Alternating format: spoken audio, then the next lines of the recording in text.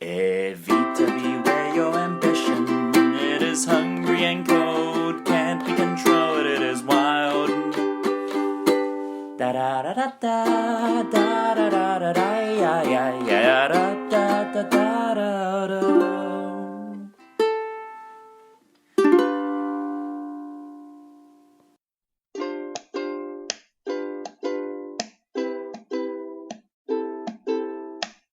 Kia ora and welcome to Cinema in Context, where we discuss all things film and the connections between. My name is Jeremy Downing. I'm Sarah Watt. And I'm William Chen. And each month at Cinema in Context, we discuss two films, one current and one retrospective, with some connection. It could be the same director, the same actor, or a similar theme. This month we are discussing Hamilton, the live filmed version of the original production from 2016, but it was released on Disney Plus in 2020, and Evita, which came out in 1996, and the connection being that they are both musical films about a significant historical figure. I'm going to hand it over to William to give us an introduction to one of the films. William. All right, thank you, Jeremy. I think the films have so much connective tissue. I'm actually going to say something I wrote down that links to both of them, which is that I guess Evita and Hamilton are both films or musicals that really are rags to riches rock operas about a young social climber in a time of political unrest. With nothing but the clothes on their back, their raw ambition allows them to ascend the ranks amongst the growth pains of a nascent nation before tragically having their life cut cruelly short. Tale as old as time, and it's really cool to see Hamilton reflect Evita in so many ways. But I also have other things to say about Evita. Just because it is one of my favorite shows of all time, and thank you very much for doing this podcast with me, guys. Of course, Evita was, it started life as I think, concept album in 1976 from the great Andrew Lloyd Webber and Tim Rice, the height of their 70s powers. From that, it became a West End production, and then a Broadway show, then, the world. And it's about the life of Eva Perón, née Eva Duarte, who was the First Lady of Argentina during the Peronist regime, and basically how she came from nothing and turned into one of the most, polarizing political figures of her time. Excellent. And of course our other film, Hamilton, if I can jump in and give us a brief summary of Hamilton, is from Lin-Manuel Miranda, which he's up and coming is perhaps a bit of an understatement because he has been on the scene for over a decade now. But he started with In the Heights, which won the Tony for Best Musical, and then he spent, 7 years? 7 years writing Hamilton, based on an autobiography that he kind of discovered this founding father of the United States of America, founding father in quotations, and how he was sort of the unsung hero of their colonial history. And so the show follows his, like William said, rags to riches tale, and how he developed effectively the treasury of the United States of America. The whole fiscal system. And then was very sadly and stupidly slaughtered by Aaron Burr in a duel, which I'm sure we'll get to soon. And that is not a spoiler because you find that out at the very start of the show. As you do. Damn fool who shot him. As you do with Evita. As you do with Evita, yeah. So this is your spoiler warning. We will be talking about both texts, I guess we should say, because they sort of traverse the stage and film in both cases, but both of them we will be talking about in great detail and with spoilers. So if you haven't watched either, I would suggest pausing this episode and coming back, because there are some, even though you do know the ending, there are some nice surprises in each text that I wouldn't want you to be spoiled out. Cool! Let's jump into it. Which text would we like to start with? Is it okay if I say a limerick, you guys? Oh, please. Yeah. Okay. Jump right in. Okay. So here we go. This is about Evita. I wrote this after rewatching the film because I have strong feelings about this film. Right, here we go. For a 70s rock opera hit, this adaptation's pretty legit. Its scale is immense, and the changes make sense. It's just a pity Madonna's so shit. Oh, well, there's where we start, ladies and gentlemen. Back in 1996, Our Lady Madonna Louise Ciccone, was actually a legend in most of our lifetimes. And I say this as the person around the table who was Madonna's Like a Prayer, Madonna's Like a Virgin album in 1985 is literally seminal for me because it was just as I was relatively young and getting into pop music, and it was huge. So to see her in 96 performing in a film where actually I think she does a pretty bloody good job compared with all the films, Desperately Seeking Susan notwithstanding, because that was her playing her and she was amazing and she always will be. But as we know, Madonna has a lot of film raspberries under her belt. Evita, I know that we'll discuss the goods and the bads of this, but I actually think, for the most part, she did an absolutely terrific job.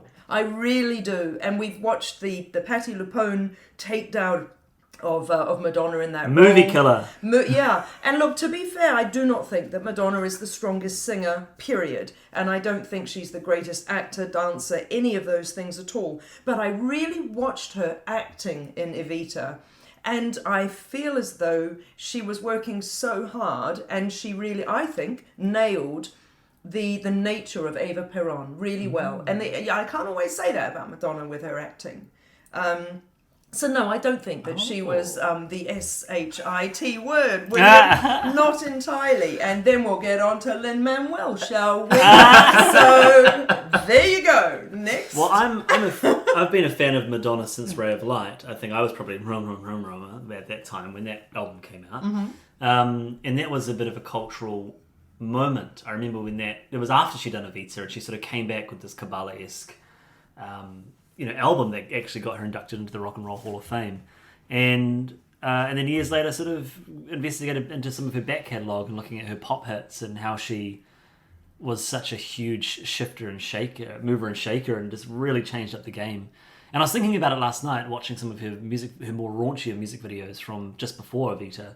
And she was doing things around sex and sexuality that was very bold. Totally groundbreaking. Which now, it's really sad because the whole system has sort of commodified that, and then there's this other flip of expecting young women to be overly sexualized. I mean, that's not to say it wasn't always sexualized, but the way that Madonna dealt with sex in her journey is very interesting, which I think there's many connections to Eva Peron or Eva Duarte and Madonna herself. I've seen Madonna live. I saw her live in Auckland when she came here in 2016, I think. And her voice was far more impressive live than I expected it to be. She sang La Vie en Rose with a ukulele in the centre of the Spark Arena. Oh, that's impressive. It was amazing. I was quite blown away. But I agree that I think I sit somewhere between probably the two of you. So I think her presence on the screen, she looks like Eva Peron. Especially when they have the painted backdrops. Yeah. And it's kind of a mix between the real Eva and Madonna. It looks really good. Yeah. And I did love the vulnerability in her face when she looks at Juan Perón. You think she's not a social climber. Tell me his name is Juan. Yeah. She's not a social climbing so-and-so that they paint her to be in some of those incredibly misogynistic songs. But that actually I don't know, I really enjoyed watching Madonna play somebody who was not a superstar. Do you know what I mean? In those early years of Eva Peron's life, obviously, she isn't this superstar. And so to watch Madonna, who at that time in her life absolutely categorically was a superstar, play somebody convincingly who isn't. Do you get what I mean? Absolutely. Well, we talked about, Sarah and I had a brief chat yesterday about the Star is Born connection with effectively Lady Gaga playing a version of herself, kind of becoming a star. And she nails it. I mean, look, if we're going to get into that, we're going to need two double podcasts because she's extraordinary. But exactly the same. Stephanie Germanotta, is that her name? She actually plays it. You can see the real, genuine rags to riches girl coming up. So you don't think, I'm watching Lady Gaga slumming it, you know.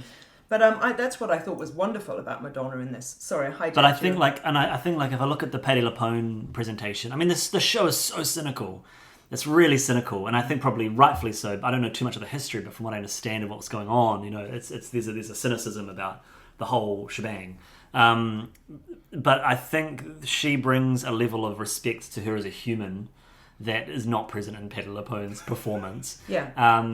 And I think that's okay as a different interpretation. But her singing is And I quite like Madonna's voice on her pop albums. Her singing leaves a lot to be Yes, it desired in a does. lot of places, and it's a real shame that, like, we were sharing Patti LuPone clips last night, and just like that Buenos Aires song, and just the power with which she just captures that whole thing. But I tell you, look, I'm so sorry. There's so much to talk about here.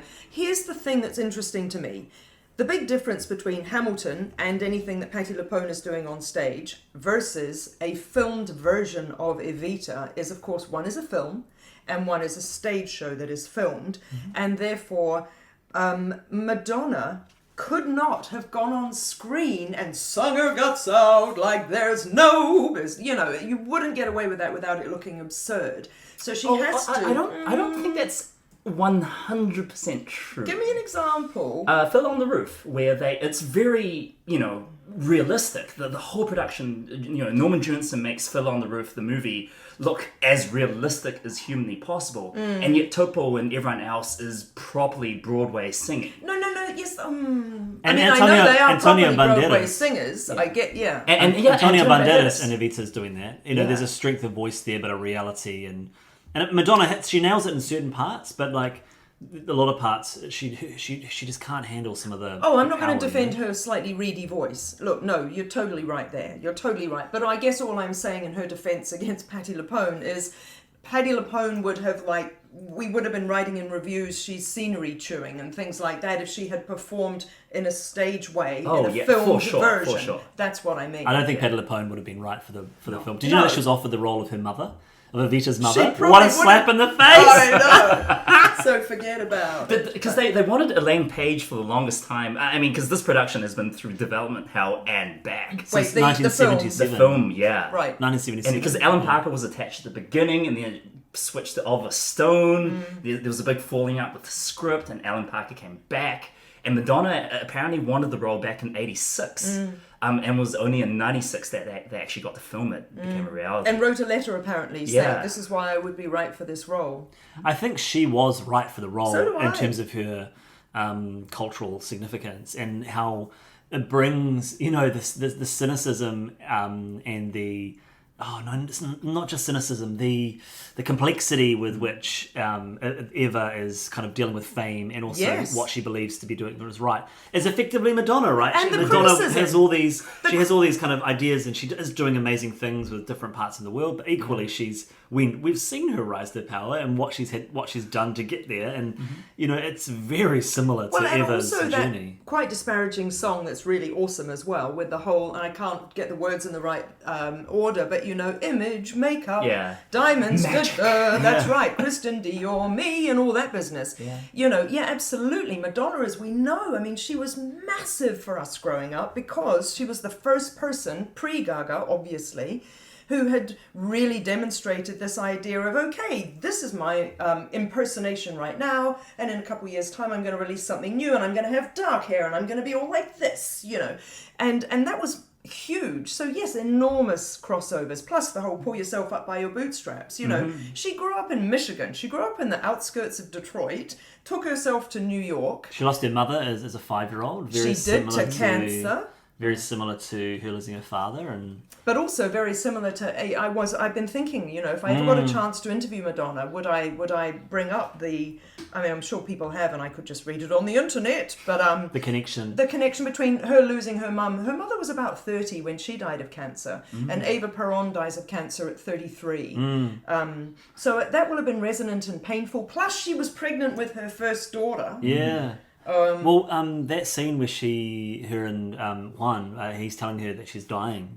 They couldn't film that with the backing track because Jonathan Pryce and Madonna kept breaking down, and so they had to just record the audio on set. What a revolution, Yeah. You're thinking forward to Tom Hooper and Les Miserables. Yeah. But those scenes, there's another Cats. one. They didn't sing live in Cats. Yes, they did. They did. It's so stupid. Let's cover everyone in CGI fur, but let's make it real by singing live. Oh, I don't know that Anyway, let's move on, Cats. I've now seen Cats 4 times. Oh, William! I showed my niece It is and my nephew. jam. Oh, God! I showed my niece and nephew the other day, and even they were like, "What the Guys, can we back our cats? I want to talk about proper Andrew Lloyd Webber. proper musicals. Yeah, just a very quick diversion before we come back. Like, Lloyd Webber musicals do not translate well to film generally. I mean, Cats is an abomination. Have you guys seen the adaptation of Jesus Christ Superstar? Once upon a time, I would have, but It is the world's worst movie. I would say it might be worse than Cats. But it's because I'm not actually a huge fan of Andrew Lloyd Webber as a show as an impresario creator. I love his music. I love his music in terms of his songs. But even Evita, the way it jumps around tunes is very jarring. And even I did Sunset Boulevard a couple of years ago, which was a wonderful show. But again, it just jumps around, and I just... The structure of Sunset Boulevard obviously would work better on a film because it originally was a film. But even Evita, like the structures, once she sings Don't Cry For Me, the film is just a bunch of montages. Yeah. A great scene with her and Antonio dancing in a dream sequence, and then she dies. Yeah, but Like- it's beautiful. Yeah, Like, it's captivating. I had seen it, I think, the once in 96. I bet you $1 million I came out of, I think, Hoyt's Waiara Park, going, oh my God, that was amazing. I'm totally going to see that again. And I don't remember that I did. Years have passed. How many? 23 years have passed. And all of a sudden, William says, we need to rewatch Evita. And I'm like, oh, do we? Flippin' heck. I could not put it down. And I do think, to both your points, that the movie version of Evita, I think, does fix some of the problems with the musical. How they juxtapose some of the songs. They changed Another Suitcase in Another Hall, which is supposed to be sung by Perron's mistress, into an Ever song and bring it much earlier, which makes much more sense when she's more vulnerable. And also they bring back The Lady's Got Potential and kind of redo the lyrics so that it's a summary of Perron's rise to power instead of just Ever's. And that's a song that, for the longest time had just been excised from the musical. The Lady's Got Potential, da da da da da da. And I think the film overall works much better as a story than the musical does. Cool. I loved the first... Don't get me wrong, I'm rewatching it. I was like, I'll put this on, I'll probably turn it off. And I couldn't turn it off. Yeah. It was really compelling and beautifully filmed. that's what I think worked. And you're so talking in about its the extras, favour. William. That opening funeral scene is phenomenal. Can we talk about that smash cut where it goes from a very tinny funeral orchestra, and you see this tiny little country funeral, and then the little girl, Eva is screaming and crying, and then the music swells, and then it just smash cuts to this grandiose, 4,000 extras in Budapest, state funeral, people weeping, flowers falling from trees, oh my gosh, this is amazing stuff. And it wouldn't have been CGI'd extras. No. No. And we talked about the connections to... we were talking in our chat about the connections to the Godfather films, and it is pulling directly from Godfather, like Godfather 2, which I know, William, is still on your list. You've got to watch it because there is those silhouette shots. There's Godfather 1 and Sicily and things, but then there's the big street scenes in Godfather 2. I like the funeral scenes. It's just phenomenal. I loved how, this is a very small point, but I did love how they foreshadow Eva's death. I think it does give it that wonderful power and resonance that while you're watching that this isn't going to end well. It wouldn't have worked. Maybe I should write to Andrew Lloyd Webber and say, well done. It wouldn't have worked if you'd just led us through chronologically and then made her die at the end. It would have seemed ridiculous. So it was actually really, really poignant and wonderful, particularly while you're watching Shay, Antonio Banderas, slagging her off the whole time and thinking, well, I think you might need to start being a little bit nice to her because you don't understand. She's very unwell. Yeah. And there was a part of me that felt very defensive of her. Well, let's move and talk about Hamilton, because that show also starts off with a series of foreshadows about what's going to happen. Not just I'm the damn fool that shot him, but also the three women I loved him. The two friends, and then later rivals. We fought with him, which is a great pun. I love that pun. It's so clever. And then I died for him, which was his friend and son. But then, let's talk about that, because I've got another thing to say about the ending in that space. But that doesn't really, I think. How many times, I think we all need to know, how many times have you watched the film Hamilton? I've only watched it once, and I started watching it again, and I had to turn it off because I got some people came home. But you listened to the soundtrack since the beginning, yeah? So you're very au fait with the music and the story? I've listened to it a little bit, and I couldn't pick up the story, so I stopped listening, and then I was able to watch it for the first time when it came out a few weeks ago with my sister, and we both were a blubbering mess by the end of the film. So the story really fell into place for you watching the musical? Yeah. Okay. William, what did you know about Hamilton before this? I think I told you guys before, basically, I love musicals, but I've been burnt on musicals before. So, sorry, audience, this is a brief piece of my life history. When I used to be a librarian at Auckland Central Library, one of the great perks is free CD rentals. And so I would rent every single musical I could get and then listen to them on my drive to and from my field site when I was doing research. And oftentimes I would find stuff I really liked and stuff I didn't. And stuff I really, really liked, stuff like Avenue Q, I could recite every single piece of that soundtrack. So when Avenue Q finally came to Auckland, I went with 10 friends. I was super excited, organised the tickets, and ended up being really deflated because I had known every single beat, and it just wasn't the same as watching it live. So I thought with big shows like Book of Mormon and Hamilton, I would not do that, and I would just stay clear of all spoilers, all music, until I actually got to see it live. Unfortunately, Book of Mormon, which I had tickets for, was cancelled this year because of COVID. It shall never be. So you're still none the wiser about Mormon yet? No. Yeah. No. But Hamilton, this is my first time listening to the music and watching it, which, is the next best thing. So out of interest, at the very beginning then, because Jeremy said that there was that foreshadowing at the beginning, did you pick up, you probably did because you listen real hard and I do not, but okay, I'm just asking, did you pick up that, okay, 3 women, going to be killed, did you get all that? Yeah, basically. Because I knew, obviously, a lot of, before the Hamilton musical came out, a lot of the things that people knew about Alexander Hamilton was that he died in a duel, right? Okay. So I knew that was going to happen. Because I knew nothing. Like, my American husband said, he's on, is it the $10 bill? Right? Which, by the way, they were in the process of changing, and then the musical came out and it became a smash hit. They're like, maybe we'll leave it on Hamilton on the $10 Might as well. So really, I knew nothing, right? And I know very little about, I've heard of some of the founding fathers, but I don't know my American history. And so I knew nothing. I hadn't listened to a single song. I don't even know what I thought it was about, to be honest with you. Did I think it was about slavery? I think I probably did. Just go, it's probably about I thought it was. I mean, we had a discussion on our chat about pairing it with films or musicals, and William was indignant, and yeah, so we backtracked on that. so I went into it completely clean, if you will.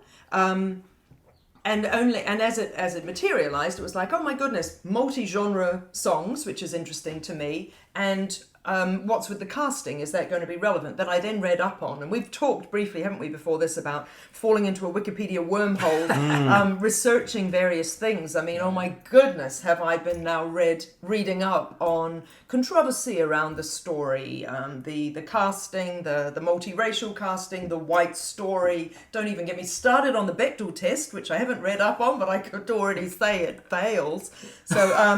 So and all that. Is so there interesting. Is there a Bechdel test for stage productions? Yeah. Does that work? What do you mean? Why? Because you have one-man shows and doesn't. Anyway. No, but I mean, you're still going to possibly have 2 named female characters talking to one another about someone who's not Alexander frickin' Hamilton. Yeah. And I guess I don't know. I didn't catch it. But anyway, for me, my goodness, I had to work really hard. And then when I got tired and didn't work hard, I knew that I wasn't absorbing a lot of that historical information. Just being honest, in case there are listeners out there who are going, me too. Yay. Well, I describe it like whenever I advise people who have never engaged with Shakespeare before, I would say, just let the words wash over you. Don't be too concerned with picking everything up. Just let the words wash over you. You'll pick up details, and then if you enjoy it, then you can always go back.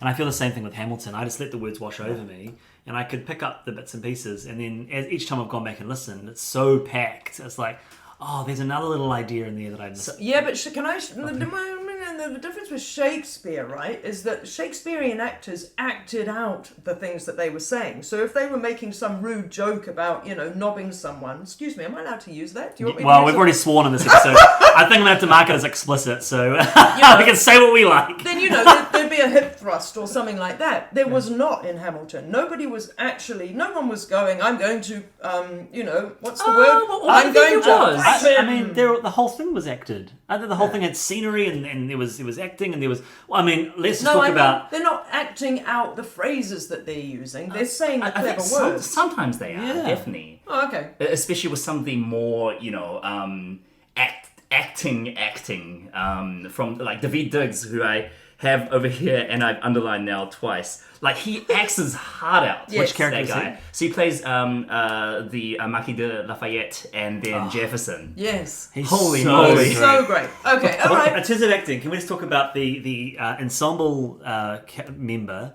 And I read an article about her online, how she is always connected with death in the show, and she's the one that acts the bullet. Oh, She has the bullet that she holds between her two fingers. I mean, that whole sequence was just blew my So cool. mind. It was the very end of the show, I think. Well, Yeah. she does it a couple of times, doesn't she? And the kind of monologuing while and everybody's rotating and everything's moving slowly. And Can we go back to the Shakespeare Sure. connection? Yeah. Because thank you so much for both of you bringing up Shakespeare, because I thought about Shakespeare so much while I was watching Hamilton. It's basically, well, maybe I'm going way too off base with this. Do you guys think this is the closest we'll ever get to feeling as if we were in Elizabethan England watching one of Shakespeare's shows live? I feel like that. Why? It's one of his histories, at least, right? It's taking something that not too many people are familiar with, Yep.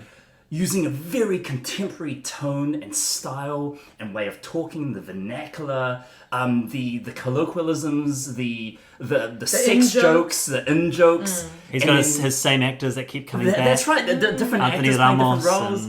I mean, in terms of like Anthony Ramos and the guys that he has, like his stock actors that have been coming back. In Oh, each of his right. pieces. Yeah, of course. Hmm. And then, of course, telling a story using all of that stuff to make it relevant to the audience that he's, giving it to. That's a very I feel interesting very point. strongly. I've made my connections to Lin-Manuel Miranda in terms of his work as both Shakespeare and Andrew Lloyd Webber. Like, those are the two people that I think when I think about what he's doing, of course in his own brand new way, but the way that he's packing those words in, he's creating new things as well.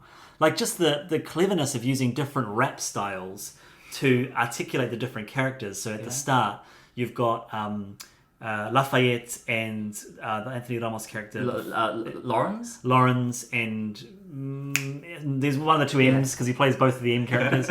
Mulligan? No. Yes, No, Hercules. Hercules Mulligan. He's the first one. Yeah. Those three guys, and they're using like the older style rap, and then Hamilton comes in with the late 90s kind of like much faster piece. And I'm just like, I would have never have known that, but you get it intrinsically from watching it. Like, there's a difference here.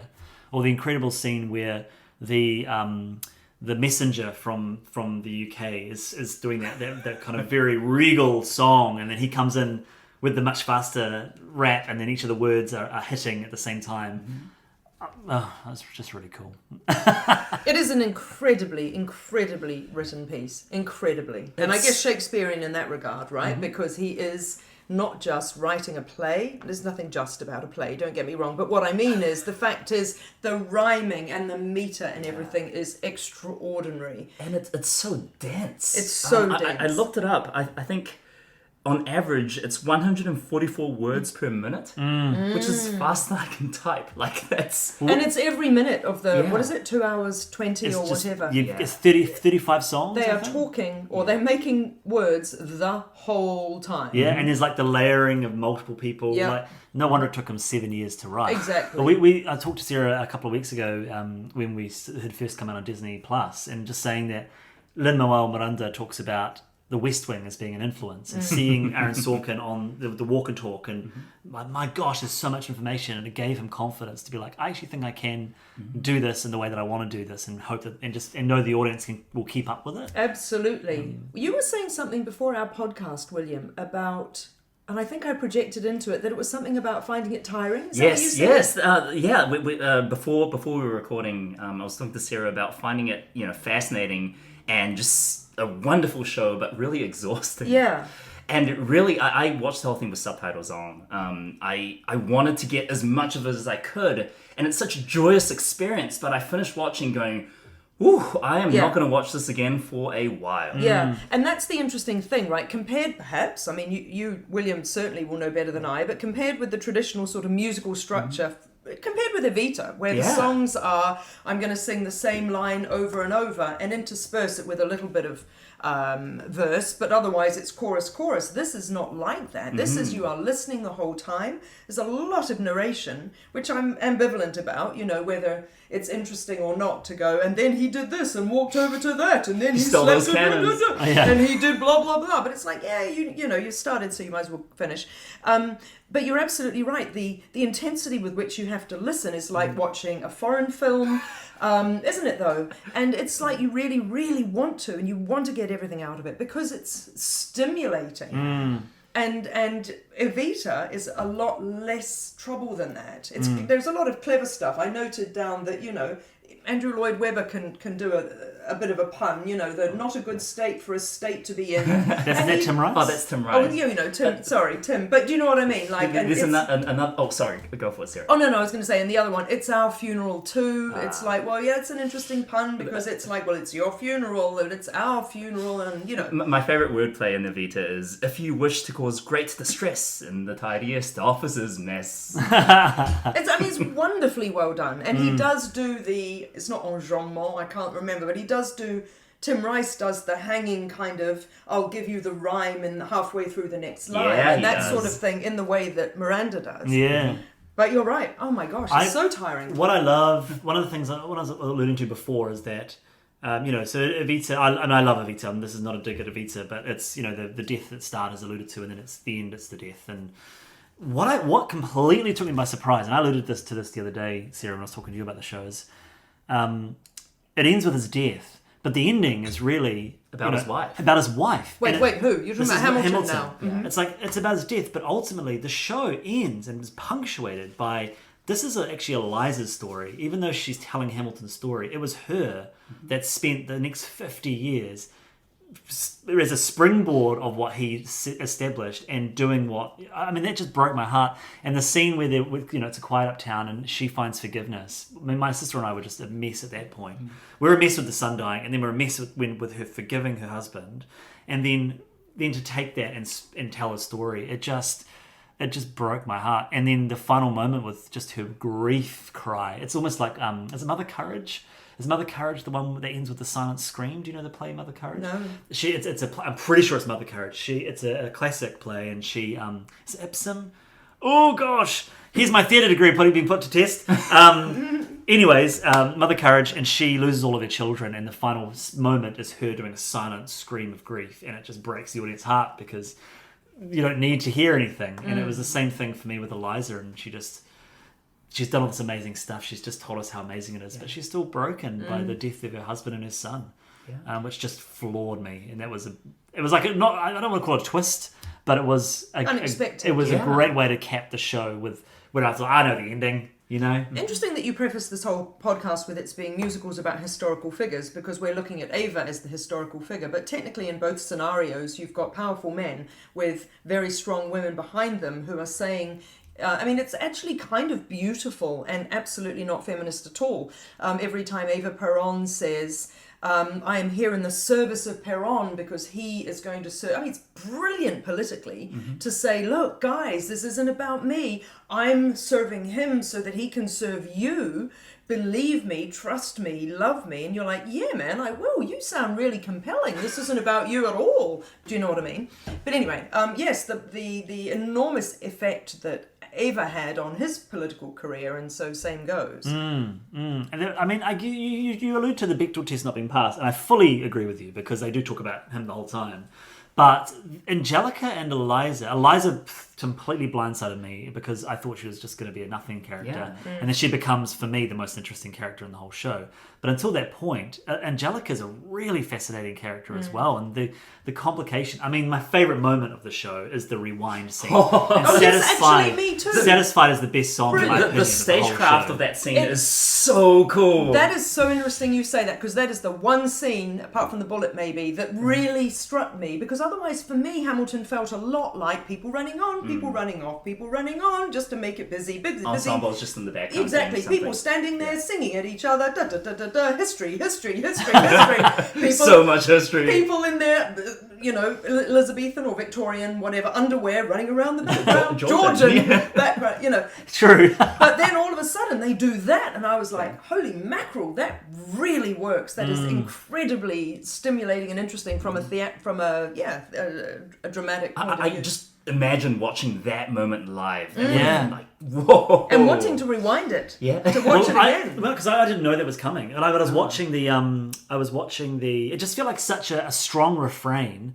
The satisfied. I was like, is this just going to be for a speech? Like that doesn't feel like this is such a beautiful melody, and then also the moments felt very poignant when she was introducing him to Eliza, and I was like, oh, this feels like I was twigging to the fact that there was things being planted here, Right. and it paid off in just the best way. And then with his music, and it's the same with Tim Rice and Lloyd Webber, the way that those melodies pay off with double, triple entendres That's right. is just so satisfying as an audience. Like Don't Cry for Me, Argentina is a perfect example of that, where she sings that as like a declaration, and of course all of it's layered with the fact that she's going to die, and of course not giving away my shot, and you're going to blow us away one day, and like all these things. You're like, I think this is going to be coming back. Is that My Shot meant to be like one? Hang on, I don't even remember now. Who's One Shot? What was Eminem's song? One Shot. We got one shot, one Right. opportunity. Are they meant to? He referenced Eminem throughout the show. He said that. I'm sure that there was lots of connections. Because to, the way that he does the rapping is very, very Eminem. Yeah. And I just wondered if that. I'm sure there's an intentionality behind some of it because he did weave it in. I feel as though, as I've said before, I will really advocate for Madonna as having been right for the role, done a terrific job in the role. Honestly, apart from maybe now Lady Gaga, I couldn't think of anybody, and she wasn't around, who might have done it better. I don't think Lady Gaga would have been right for the role. But Great, thank you, Jeremy, because you're practically her right-hand man. So therefore, if you say that, then I shall take that. So the thing with Miranda, I think, I admire him. I've never seen In the Heights. I don't know anything. I know that you were in it. I know I need to see it, and so on and so forth. But I know nothing. And we will be doing that film. Like just When it does- promising. That's happening. So, and maybe you can compare it with like Hamilton. No. So I admire him enormously for being able to write the music and the book, the lyrics of this musical, all about that. I think his performance was terrific in that regard, his ability to remember all of the lines and everything. But it's interesting to me personally that I do not feel that he has the strongest stage presence. I don't think he has the strongest voice. And therefore he's got a slightly whiny, reedy voice in a way. I mean, I'm just being honest, in the way that I think Madonna has a not whiny, but a slightly reedy voice as well. But she has other enormous talents that as a package make her extraordinary, So I don't mean to be bagging on him at all. But I thought, isn't that interesting that he's the central character, and I wonder whether there's a theatre director somewhere who's going, look, the whole show is fantastic, but basically we need to replace the main guy. Do you know what I mean? I do. I will agree with you that his singing voice is probably he's got the weakest singing voice in the whole show. And even a rapping voice. And I know he is a rapper, but do you know what I mean? It's kind of still... I guess so, but I In the Heights is branded into my brain, and I think In the Heights is probably more tailored to his skills because Right. he's effectively a narrator in that show. Right. And he raps the narration the whole time. Usnavi doesn't really sing very much in The Heights. And all of the big, beautiful, big ballads and things are all given to other characters. And not just ballads, just some incredible songs. But I will agree with you. I was thinking, he's not hitting some of these beats in the same way that his co-stars are. Do you think that's intentional? I mean, maybe this is a very charitable reading, but it just seems like throughout the entire show, they position Hamilton as an underdog, and everyone around him is more charismatic than he, has more power, has more everything, and what he has is his pen and his way with words. I think that's a lovely reading. I can be comfortable with that. I don't think it's intentional. But what I will say is I do think he's got... I mean, Lin-Manuel and Madonna, they both have massive charisma. And you could put somebody into those roles who have stronger singing voices, who are, you could argue better actors, or quote unquote. I think Lin-Manuel's a great actor. But they wouldn't have that same energy. And I think Lin-Manuel Miranda brings him to that role. It's his show. You know what I mean? Like without him, and I would much rather watch that version of Hamilton as the original version, knowing that other people have now taken on the role. Yeah. But know that that's the original, and maybe his singing voice is not as on par as the others because it's his show. It's like it's No, and it is, and there's no doubting at all that if you go and go, right, so I've spent 7 years writing this, and I've done the this and that and the other, and I know all the words, and I would like to play the main guy. You're going to have a pretty tough producer going, no, I think we need Johnny Depp or someone, you know. But no, I don't think that Johnny Depp. I don't think that he has enormous stage presence or charisma. But that said, to be quite honest, apart from Jonathan Groff, who I can't believe we're like at 44 minutes and haven't discussed yet, I don't think any of them do. I think Angelica's voice is unbelievable, and she therefore does sort of have a bit more presence.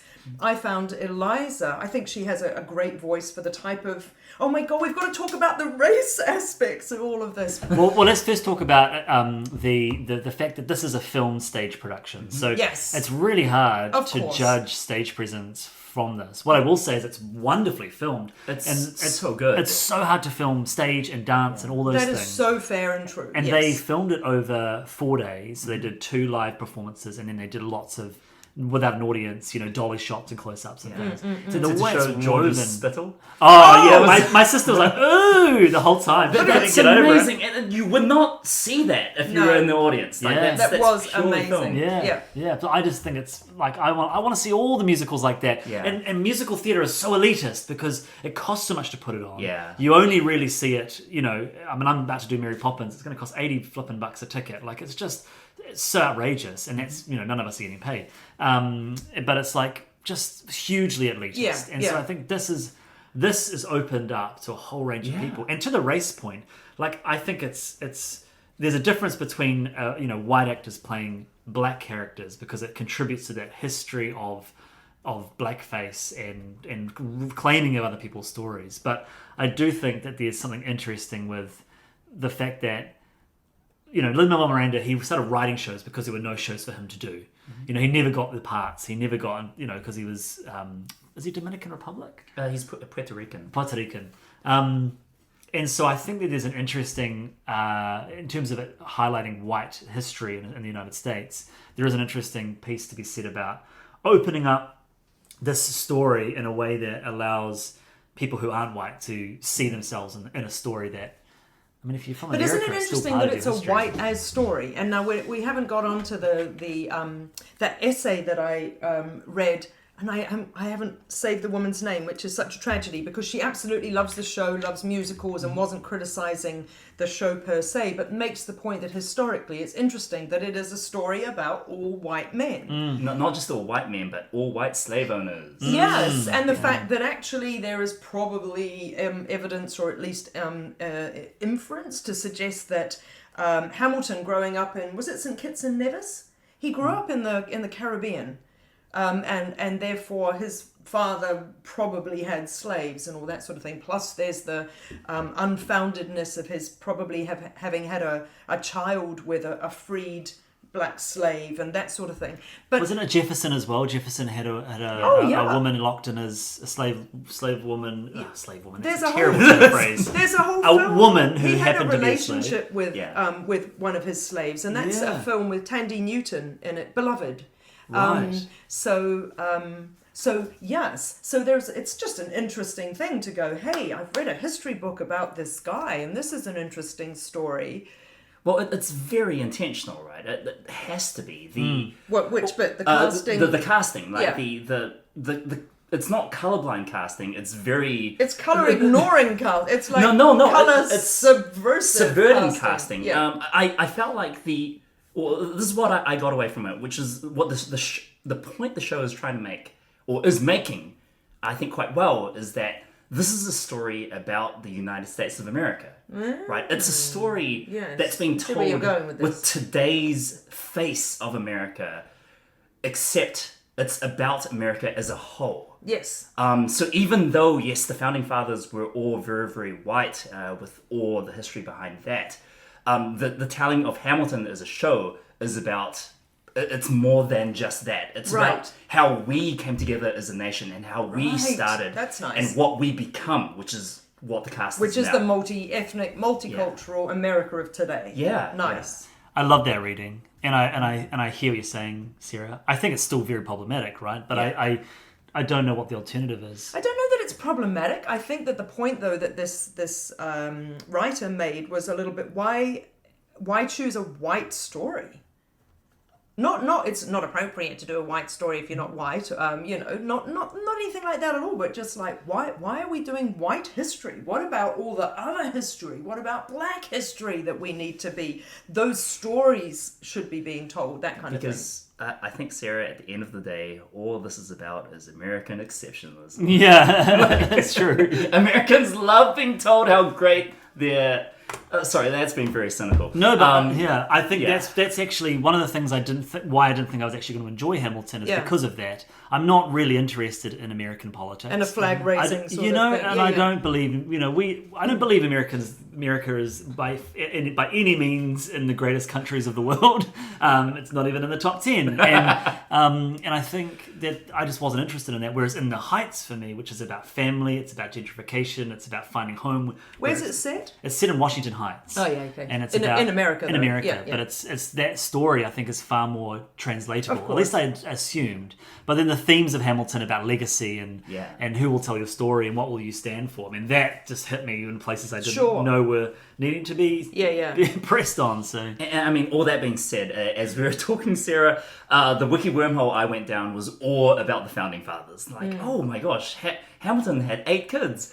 And like his descendants today, and all that stuff. How many John Adamses were there? He had 2 Philips, because his Philip was died, and then And they Philip had the another second. Philip the next year, and so he was Man. like little Philip. far out, not like no pressure to live It's up like to that. 2 years kid, 2 years kid, 2 years kid. The wiki wormhole I fell down was around race with regard to Evita, which, I mean, apart from her wearing dark brown contact lenses, And teeth. Covering up her, which I only realised last night. I noticed that the Well, gap she wasn't didn't- she there, didn't but have the gap, and the gap comes back after that film. So Right. it's not like they Because just move them out and move them No, back in but you again. know what? The child who plays her at the funeral at the very beginning does have a bit of a gap. And then I was looking true. for the gap later, and then there wasn't one. But anyway, okay. what I had not remembered is that Jonathan Pryce is not only a wonderful actor and a wonderful musicals performer, but I'd forgotten about his being in Miss Saigon back in the day. And so it was kind of hilarious and galling to read that when Miss Saigon, the musical, first came out in Britain, he was wearing prosthetics around his eyes to play a half Vietnamese, half French character. And a whole lot of spray tan. Or And a whole lot of bronzer, spray wasn't it? tan. And the West End went, oh, yep, cool. And then when it went to Broadway, that America went, wait a second, this is awkward. I always found him playing that role strange anyway. I was like, ooh, this is really icky. And then we're going back and looking at the footage of him with his prosthetic eyes. I was like, ugh, because I always really liked Miss Saigon, but then it's...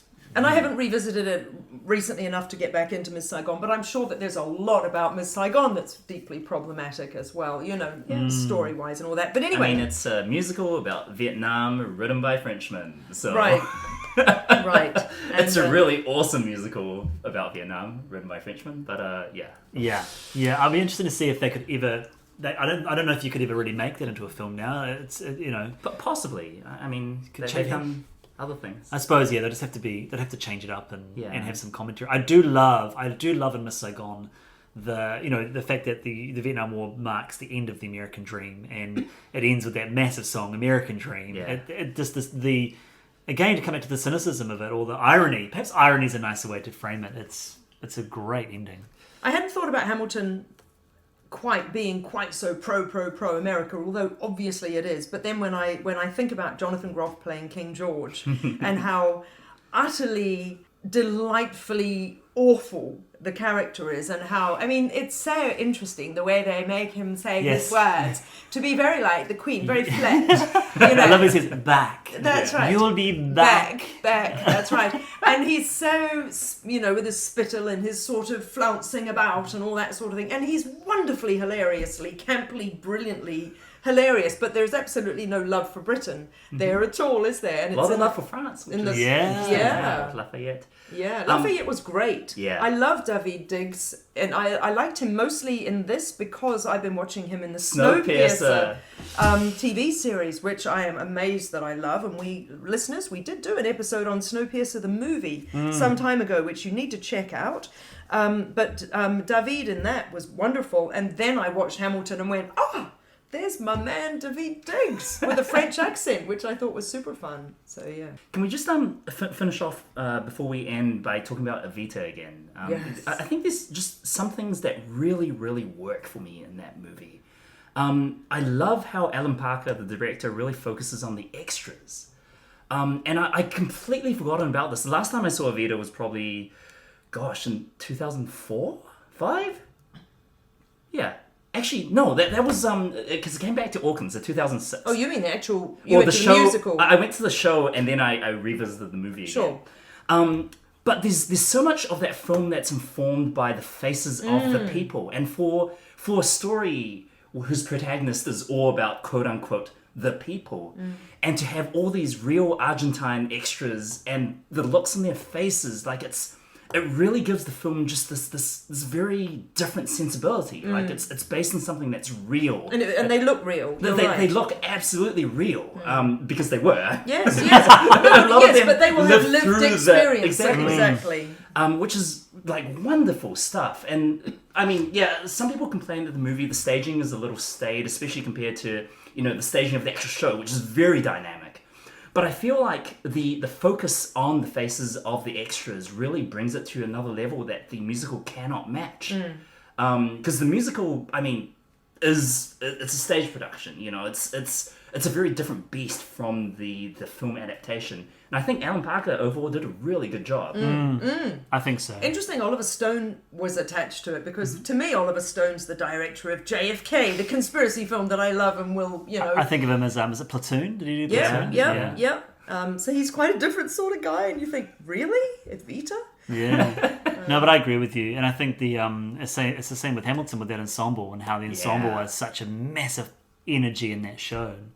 And yeah, it's great when you see texts that are able to... I keep saying text because it's like sort of the film and the show thing. Yeah. That are able to both highlight its leads, but also it's wonderfully complemented by its supporting kind of extras or ensemble. Because Antonio Banderas is also so good.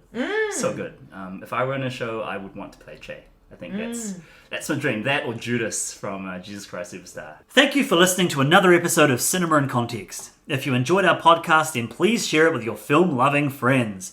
You can listen to Cinema in Context through SoundCloud or Spotify, through Apple Podcasts, Stitcher, Radio Public, and any great podcasting platforms. You can follow us on Facebook or subscribe to us on Twitter, YouTube. Does this make us sound needy? I'm sure that's enough, which are also great places to let us know what you think of this episode or give us suggestions for future films to discuss and compare. Look out for our next episode in a month's time, and until then, ka kite anō!